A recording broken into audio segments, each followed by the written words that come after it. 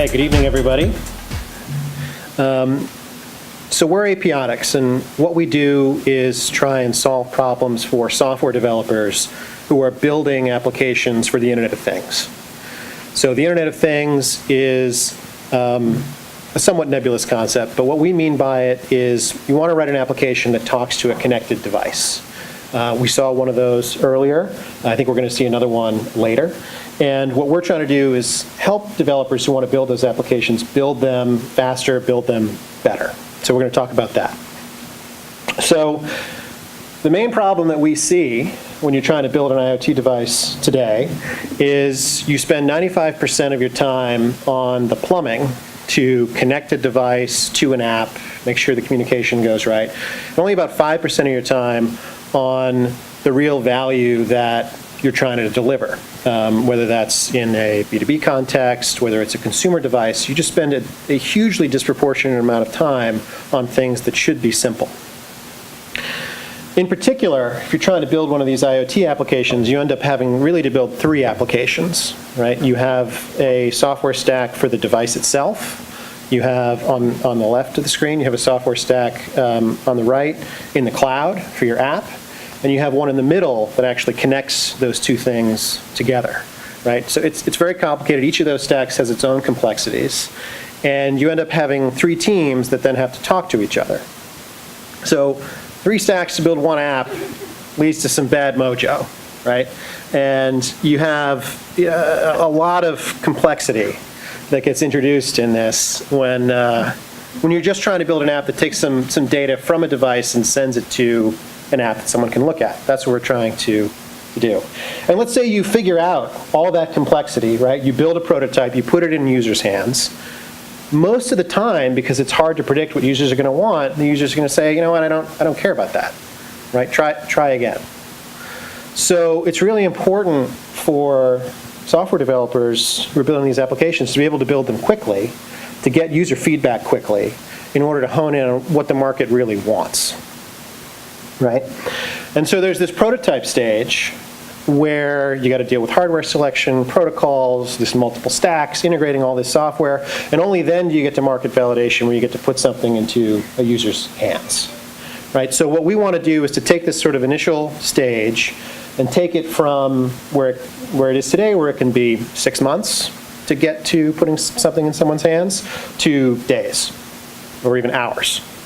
Right, and then after you've proved that business case, then you can scale your application.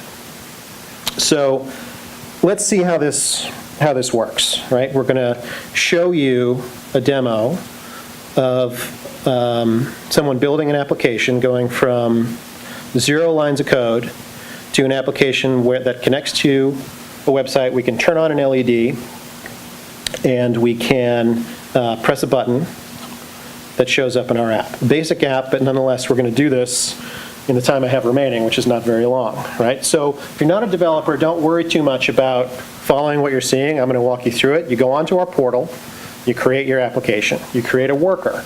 A worker might be a smart thermostat, it might be an industrial controller. You pick a piece of off-the-shelf hardware you want to run that worker on, right? And then we're going to pick our drivers. We need an LED and a button. That's the app we're building, right? And once we've got our LED and our driver, we're going to build a particular instance of that worker. And managing all these connected devices can be a huge pain, and so we give you an opportunity to do that in the portal. Now we're going to build our web application. So our software developer here is a web developer. Knows nothing about how to write software for a connected device, but does know how to build a web application that our user is going to interact with. And that's where that 5% that we want to spend time on, kind of our business logic, the value add, that's where it's concentrated. So our user is creating their application for the first time. They're installing our gem, our library that allows them to connect their web application to a connected device. They're authenticating to our portal here by adding some keys. So we've wrapped this platform in some pretty serious security, which is often a big issue in the Internet of Things. So we've built that into the platform. Another one of these pieces of plumbing, very important, but not probably what your users ultimately care about. And then we're going to generate our application. So we can go from 0 lines of code here. What this is doing in the background is generating web pages for our users to interact with, generating database tables, all the things that make an application go behind the scenes. But in this case, it's going to go not only with web pages that a user can interact with, but also connect to the devices. Now, our developer is installing software on the board. This is an off-the-shelf board from Texas Instruments, runs about $35. And they're installing software on the board, which will then allow this board to connect back up to our web app. We're going to start our communications with this board, as we've just done, and we're going to sync our web app with this board so that our web app knows which devices we have out there in the world. We've now started our web application up top. By clicking that checkbox, LED state, we're going to turn on that LED. We've just successfully controlled the device from the web back to the board. And we can also register button presses from the board back to the app. Now, this may seem justifiably to you like not a very impressive application, and indeed it isn't. All you're doing is turning on an LED and pressing a button. But for a software developer who just knows how to build a web app, doesn't know how to program these boards, doesn't know how to make these things communicate to one another, this process that I've just showed you, this could be months, getting from 0 to being able to do that, and we've done it in 3 minutes, right? If you want to see something a little more elaborate, then Hey Blinken, which we call this application, we brought a great tree of life, sort of Christmas tree type thing that a team of students at the Startup Institute put together, where they can control how it lights up from a web application, and they did that in a matter of a couple of weeks. So again, we're very excited about this. We think that being able to rapidly prototype these IoT applications is going to give companies of all shapes and sizes the ability to validate their market and bring great IoT solutions to bear in all kinds of areas, and we hope to be a part of their success. Thank you.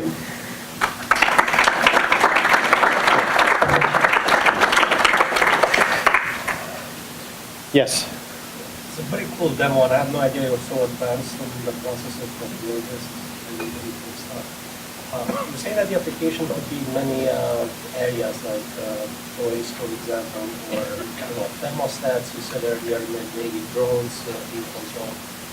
So how do you go about picking an area? Is this like a vast area where this could be applied? Right.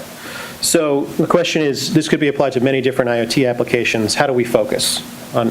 So we focus by talking with the developers who come to us and want to build one thing or another.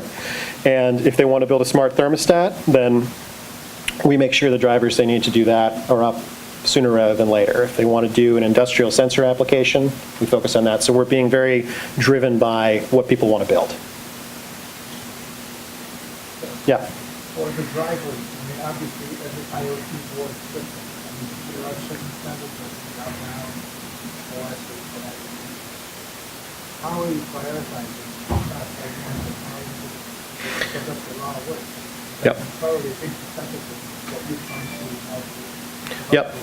So the question is, there are lots of boards, there are lots of OSs. There's a lot of complexity just on the boards. How do you simplify? So the way we simplify is that had been prioritized. The way we try and prioritize is we support a reasonable selection of boards that are inexpensive, but not everything. And the other way we prioritize is when you install our software to the board, you're installing it on top of our OS. So we're not trying to support any particular OS. You know, when you play with us, you kind of play in our sandbox. Yes? Why'd you choose Ruby, and what's the extensibility of the Ruby platform to other development platforms? Right. We chose Ruby because I like it, first and foremost, and that's what I'm most expert in, which is the real answer. The other real answer is we think so. This platform integrates with the back end of web applications, and we think Ruby on Rails is still a really good framework for doing that. What you want is to get data from a device into your database, and Rails runs the database quite well. But while we have a Rails API, we also have what we call our base API, which you could use in Node.js or any other flavor of thing that you'd like.